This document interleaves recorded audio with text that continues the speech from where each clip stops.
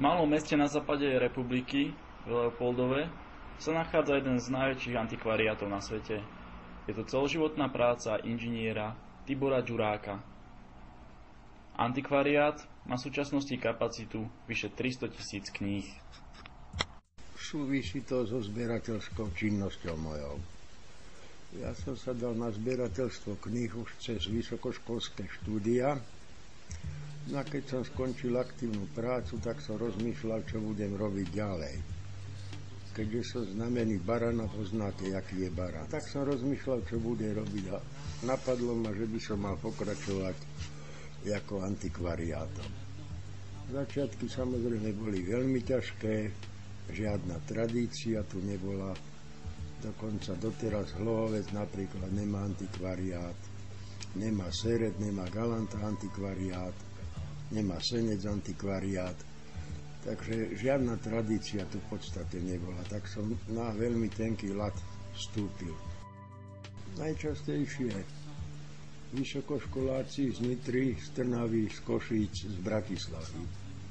Potom sú stredoškoláci, ktorí hľadajú v prvom rade to povinné čítanie. Vo škole im povedia, je to povinné, ale nepovedia im, kde tú knihu zohnať. A keď knižnica má 2-3 tie knihy, tie sa samozrejme v tej triede hneď rozoberú a potom nemajú z čoho študovať. Tak títo najviac využívajú potom. Všetci nadávame na mladých, ale ja na mladých nenadávam, zhruba 70% sem chodia mladí ľudia. A ten zbytok, teda stredná generácia, staršia generácia. A navštívili vás aj nejaké známejšie osobnosti slovenské alebo svetové? No tak to hej, toto je také akési centrum u mňa v obchode. Tu sa stretávame rôzne profesie, teda aj profesionáli samozrejme, najmä od hudby, ja sám som hudobník, od hudby, od literatúry hodne sem chodia básnici, maliári, boli tu všetci traja naši prezidenti. Najskôr bol pán prezident Rudo Šuster, potom bol Michal Kováč a naposledy bol prezident Ivan Gašparovič. Čo bolo najťažšie na vašej práci? Ťažké na tom boli 3 moje sťahovania. Najskôr som mal predajňu v centre mesta, v bývalom stánku po knihe. Potom som mal predajňu tu priamo v budove stanice, v tomto ľavom krídle na poschodí. To bol antikvariát u prednostu a teraz som tu na antikvariát Európy. Čiže tie sťahovačky boli skutočné cez ľudské síly.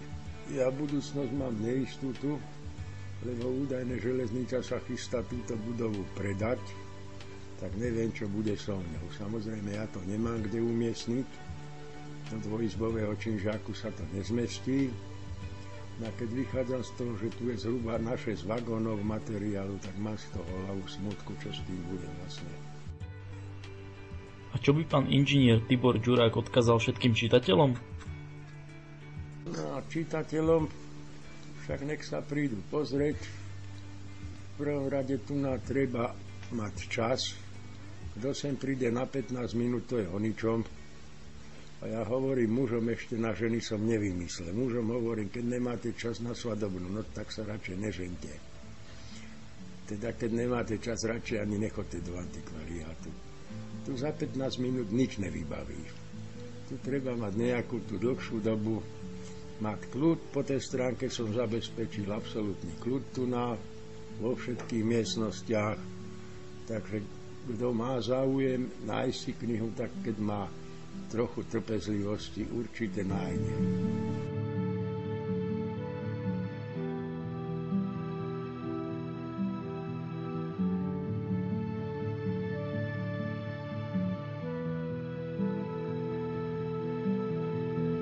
Antikvariát Európy v Leopoldove nie je financovaný mestom ani štátom. V súčasnosti má dlh vyše 9 000 eur. Je obdivuhodné, že napriek tomu sa majiteľ antikvariátu nevzdáva a návštevníkom ponúka nevydaný zážitok.